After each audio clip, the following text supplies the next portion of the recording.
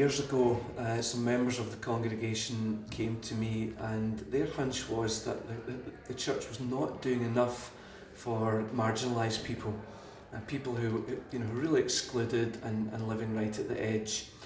And I knew deep down they were right about that, but a quick look at my diary told me there was nothing I could personally think about taking on or even getting involved in at that stage. So I threw it back to them and said, well, if this is what you think and this is what you feel and God's leading you in that way, then come back and tell me what your thoughts are.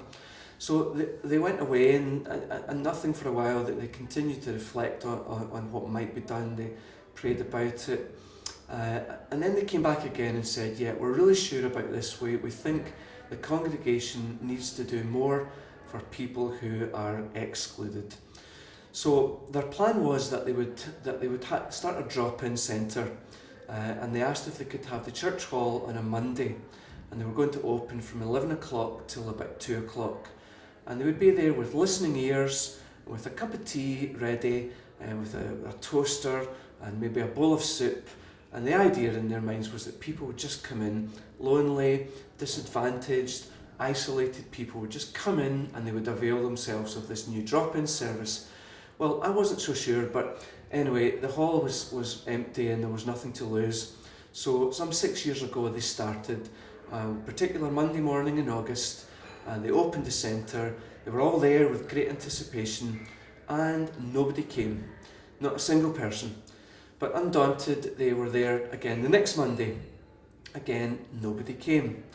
This went on for quite a few weeks till they came to me and said, do you know what? We think it's not working because it's not open enough. We need to have more opening hours, more sessions. Now, I didn't get that because I thought if nobody's coming once a week, how come they're going to start coming several times a week?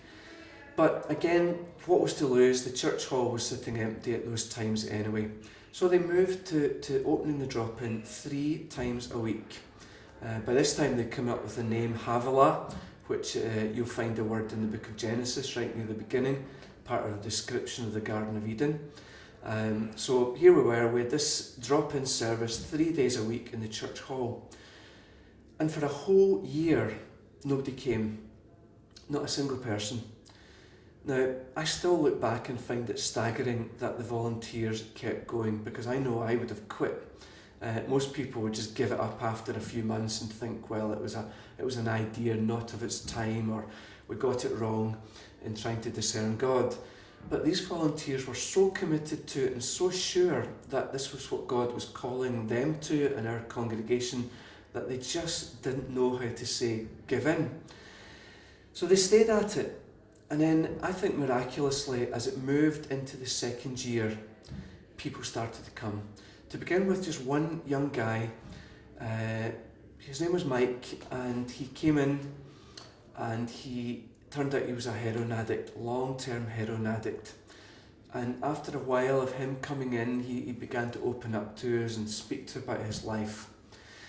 Mike was the start, because after him others came and others and more, to the point that we'll never have to advertise it. Here we are now, these years later, we can have anything 30, 35, even 40 sometimes in a day.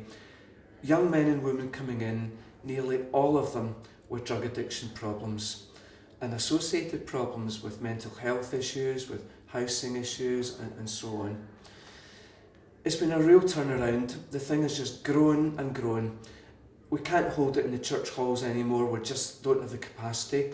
So earlier this year, after a long time of looking and searching and praying, we acquired a new building.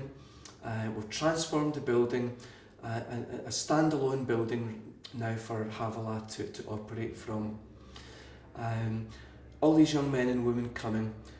And it's become so much more than just a cup of tea and a listening ear, though that will always be central to it. Non-judgmental, compassionate, Christ-like listening.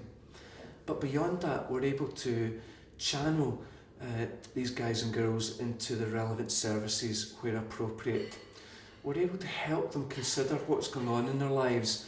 And so often they begin to ask us about what motivates us. we never start by telling them about Jesus or reading the Bible to them, but so often they, after a while, start to say to us, how come you guys are doing this? Why are you not downing us like everybody else? And at that point, we're able to speak to them about the gospel and about the love of God for them. And their interest gets up, it really does.